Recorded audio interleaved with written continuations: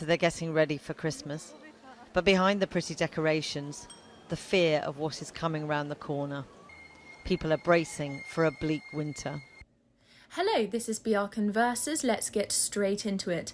The crisis we hoped to avoid this winter has now arrived due to political, environmental, economic and demographic issues. We know what's going on in Europe. We know what's going on with our own government here in the UK. Here is how we can join forces and protect our community this winter. So, to begin with, let's look at food banks. Now, food banks, of course, always need volunteers and they need donations.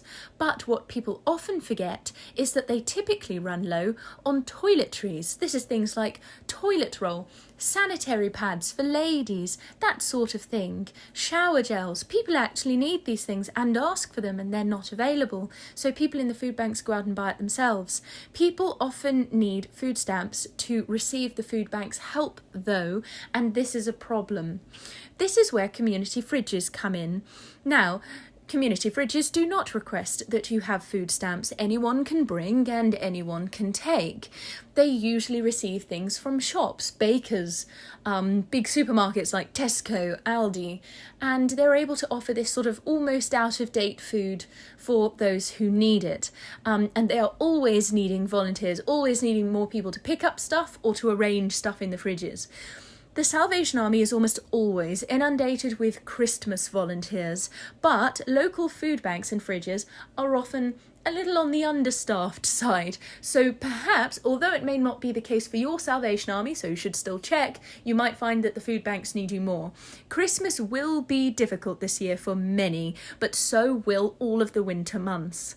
Offer your time when you are able to, and please avoid overstraining or double booking yourself. On top of all of that, you might want to try offering help for perhaps an hour a week or an hour every fortnight, and then you want to assess how manageable that was. Perhaps you can do more, perhaps that's too much for you. You might need to bring a few things with you and have a few things in mind.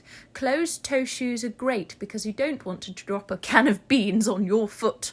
Warm clothes are very important. You need to stay warm and healthy. Wear rubber gloves if you're concerned perhaps about cross-contamination of something. For example, you might have a food allergy. Things that you'd like to donate you must bring with you, of course, or of course you can just donate your time. Bear that in mind. A drink and a sandwich is a good idea, having a snack or something to keep you going during the evenings or days. Antibacterial wipes are very handy if something gets spilt or otherwise, and your smile and compassion are the most important things to brighten the day of others. Also bear in mind that if you are taking food to a vulnerable person's home, it might be important that you wear a mask, that you wear disposable gloves. It's important to ask politely if someone would like you to leave things perhaps on their doorstep, or if they'd like you to come in and put it in the kitchen, for example. Make sure that you listen to the organisation you're going with and their staff, and you keep to the rules that are put in place. They're there to protect everyone, of course. Now, if you are particularly organised and you're really with it, you could bring tissues for those who are upset, you could knit or acquire warm blankets for the vulnerable, and you could bring water bottles in case a friend forgets, for example, while you're out. You've got to bear in mind that you're going to come across people who are old, people who are in full-time work, single parents, people who've gone through tragedies, people who are vulnerable due to disabilities and other things. It's important to listen to those who are going through their troubles, and it's important to take a little moment to listen. It's also important to bear in mind that they need the proper nutrition, that children need more of certain things like calcium, and you would want to distribute things accordingly. For example, a large cake that's been donated might perhaps be better for a family than a single person on their own, because often families and children, they need those things to entertain the children and it makes them happier. At the same time, you may come across children who see a pack of tomatoes and are absolutely elated. One of the biggest concerns this winter is all of the children who are hoping that Santa will come and Unfortunately, this year he's not coming for many children.